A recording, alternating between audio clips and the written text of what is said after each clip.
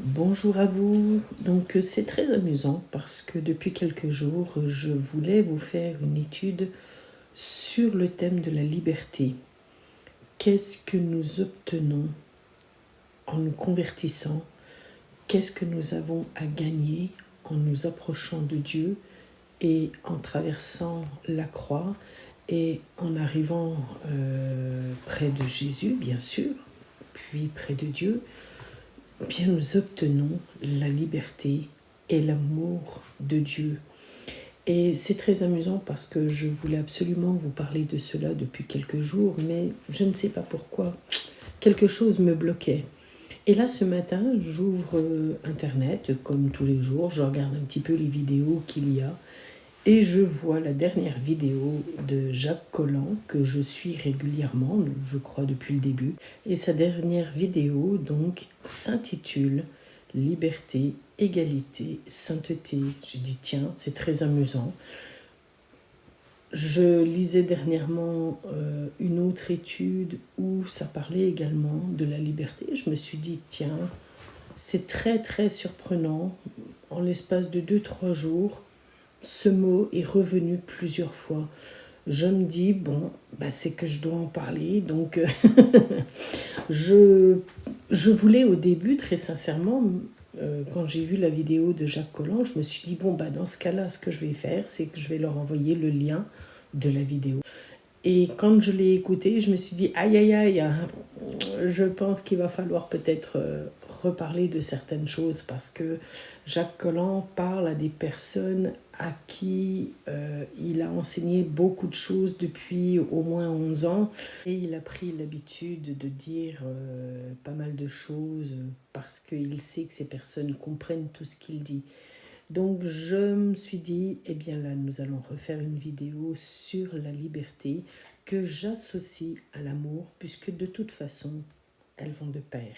C'est très important lorsqu'on comprend que l'amour et la liberté vont ensemble. On a compris ce que l'on a gagné, ce que Dieu nous a offert, ce que Dieu désire nous donner depuis le début, c'est la liberté et l'amour. Nous allons développer ça ensemble. Pour comprendre la notion de liberté, il faut comprendre ce qu'il s'est passé à la base. On ne peut pas se dire je suis libre quand on ne sait pas qu'en réalité on était enfermé, qu'on était en prison, que tout un système depuis des siècles a enfermé les hommes. Donc il faut tout reprendre à la base.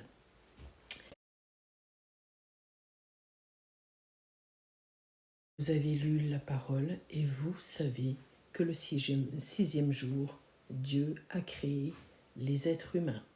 Il a terminé sa création par la merveilleuse créature qui est l'être humain, l'être Adam. Il l'a créé en le façonnant avec de la terre. Si vous relisez correctement la parole, vous verrez que Adam a été façonné en dehors du jardin d'Éden et que Dieu a pris son être Adam et ensuite il l'a amené au jardin en Éden. C'est très important parce qu'en réalité, dans le jardin d'Éden, plutôt le jardin d'Éden était un jardin où la gloire et la puissance de Dieu se manifestaient. Je vous parle sans arrêt en ce moment d'une ambassade. Je vous ai dit que nous étions les ambassadeurs de Dieu et que dans notre ambassade, il y a le pays de Dieu. Comme toute ambassade, c'est vraiment ce que représente une ambassade terrestre. Il en est de même pour Dieu, c'est-à-dire que l'ambassade céleste, c'est un lieu où on doit trouver à l'intérieur la gloire, la puissance, l'honneur, la sainteté, la pureté de Dieu. Nous sommes des ambassadeurs de Dieu, donc ce qu'il y a autour de nous et en nous représente la gloire, la puissance et l'honneur de Dieu. Et le jardin en Éden, c'est vraiment ce qu'il représentait. Un lieu où Dieu s'est dit, voilà, là, c'est ma maison terrestre, c'est mon endroit à moi, je vais y prendre ma création et je vais le mettre dans cet endroit. Et l'homme était complètement libre dans cet endroit. Dieu a créé la femme avec Adam et ensemble, ils ont accompli la volonté de l'Éternel qui leur a dit multipliez-vous et prenez soin de cet endroit. Prenez soin de mon ambassade. J'ai envie de dire, c'est exactement ce que Dieu nous dit au quotidien. Prenez soin de votre temple céleste, de votre temple où le Saint-Esprit vit, c'est-à-dire en nous. Prenez soin de l'enveloppe, prenez soin de votre âme, prenez soin de vos yeux, de vos oreilles, prenez soin du Saint-Esprit. Ne blessez pas le Saint-Esprit, laissez-lui toute la place. Et en même temps, prenez soin de l'ambassade, c'est-à-dire le lieu où je vous ai placé. Voilà ce que nous devons accomplir depuis le début.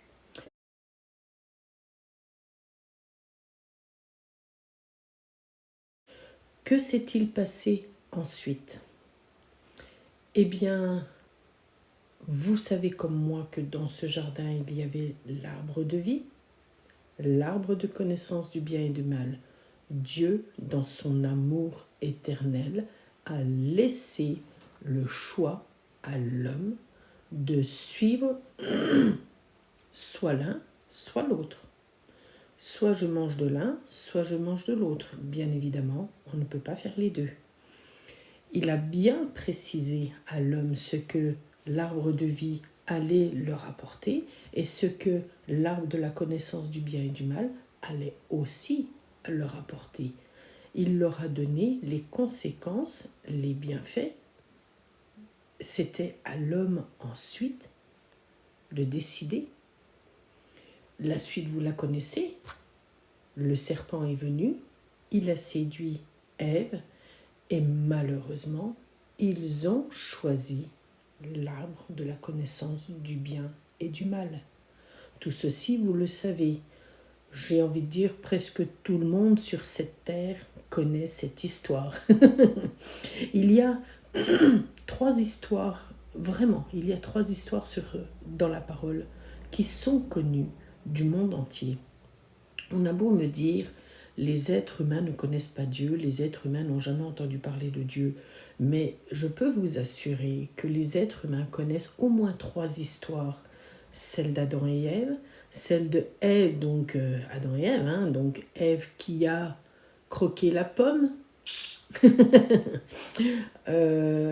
l'histoire de Noé, donc le déluge, et puis l'histoire de Jésus qui est mort à la croix. Ça, vraiment, c'est indéniable. Tout le monde connaît ces histoires. Alors, bien sûr, dans le commun du mortel, ce sont des histoires. Certains vous diront même, ce sont des inventions, ce sont des choses qui ont été créées de toutes pièces. Mais quand même, au fond d'eux, ils ont cette notion de ces 3 histoires. Et ça, c'est important. Parce qu'ils ne pourront jamais dire, non, j'en ai jamais entendu parler. Voilà, c'était la petite parenthèse. La suite, nous la connaissons. Lorsque Adam et Ève ont choisi de prendre et de manger l'arbre de la connaissance du bien et du mal, ils ont d'eux-mêmes provoqué leur propre chute. Et non seulement ils ont provoqué leur chute à eux, mais aussi à toutes les générations qui allaient suivre. En plus, ils ont, j'ai presque envie de dire, passé la main.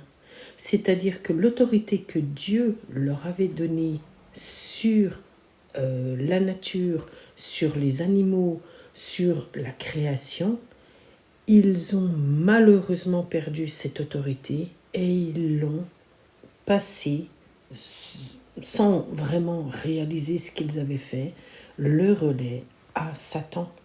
C'est pour ça que par la suite, Jésus a dit qu'il était le prince de ce monde, parce qu'en réalité, c'est ce que voulait Satan. en allant séduire et en essayant de faire chuter l'être humain, ils voulaient récupérer ce que Dieu leur avait donné, l'autorité sur toute la nature et aussi sur les anges, puisque Dieu leur a dit, vous aurez autorité sur toute ma création. Les anges en faisaient partie, et donc Satan en faisait partie. Et là, Satan rusé, c'est ce que la parole dit, est venu séduire, a fait en sorte que les êtres humains chutent, et donc il a récupéré l'autorité sur la création, bien sûr terrestre, et les anges en même temps. Nous allons voir dans la suite de cette étude comment Dieu, par amour pour sa création, a permis que nous puissions ressortir, être arrachés de ce monde. Voilà, je vous laisse avec cela, avec cette réflexion, et je vous dis à très bientôt. Je vous embrasse très fort. Que l'Éternel vous bénisse abondamment.